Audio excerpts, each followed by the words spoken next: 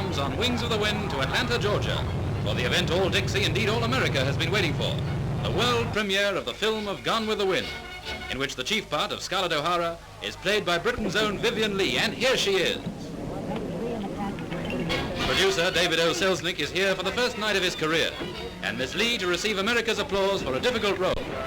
Olivia de Havilland is in the cavalcade of stars, which includes Carole Lombard and her husband Clark Gable, who plays Red Butler in the celebrated story of the Civil War. All Atlanta swarms the streets, with most of the city's 300,000 watching the Parade of the Stars. Along famous Peachtree Street, the motorcade moves through cheering crowds.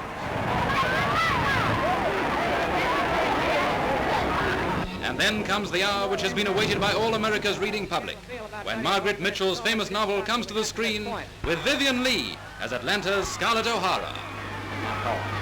Ladies and gentlemen, I've spent quite a good deal of my time on Peachtree Street this year, and now that I'm here it feels just as if I were coming home. And the warmth and kindness of your wonderful welcome has made it the happiest homecoming I could possibly imagine. I greet you and I want to thank you with all my heart. Clark Gable, shown with his wife Kay, who is expecting his first child, dies at 59. The tragedy brings mourning to all who knew him, and the legions who saw him on the screen in such classics as It Happened One Night, for which he won an Academy Award in the mid-30s. He was known as the King of Hollywood, his performances in some 90 pictures making him a world personality. In uniform in World War II, he enlisted at age 41. He rose from private to major. He earned his gunnery wings in the Army Air Forces and took part in several hazardous bomber missions over Europe. Here he was undergoing turret gunnery training.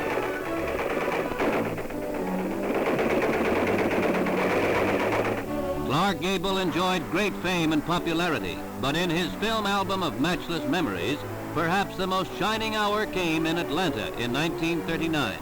His third wife, Carole Lombard, later killed in a plane crash, was at his side when he arrived for the world premiere of Gone with the Wind. In one of the South's biggest celebrations, Gable and others in the cast of the epic production shared the limelight and acclaim. Now the bright lights have dimmed for the Hollywood idol of idols. The camera has reached the final fade out. Clark Gable has played his last role.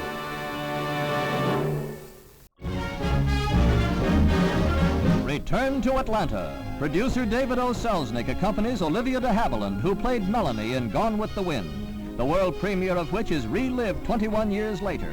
Mayor Hartsfield extends Atlanta's greeting also to Douglas Fairbanks Jr. and George Murphy. And now Scarlett O'Hara captures her Atlanta again. Of course, she's Vivien Leigh, ever charming and lovely, adding her luster to the premiere, which highlights the start in Atlanta of Georgia's participation in the nationwide Civil War centennial. A benefit costume ball revives a happy hour during the war between the states. Those who are missed this memorable day are Clark Gable, the film's Red Butler, Leslie Howard, who played Ashley Wilkes, and the author Margaret Mitchell. The premiere climaxes the three-day commemoration in Atlanta. At the same theater on Peachtree Street, Olivia de Havilland arrives to be presented to the crowds under the Klieg lights by MC George Murphy. Miss Leigh arrives, and there's pride too in the film industry, which saluted Gone with the Wind as the all-time box office record setter. For this occasion, at a ceremony inside the theater, oil portraits of Margaret Mitchell and Clark Gable, commissioned by MGM, are presented to the city of Atlanta.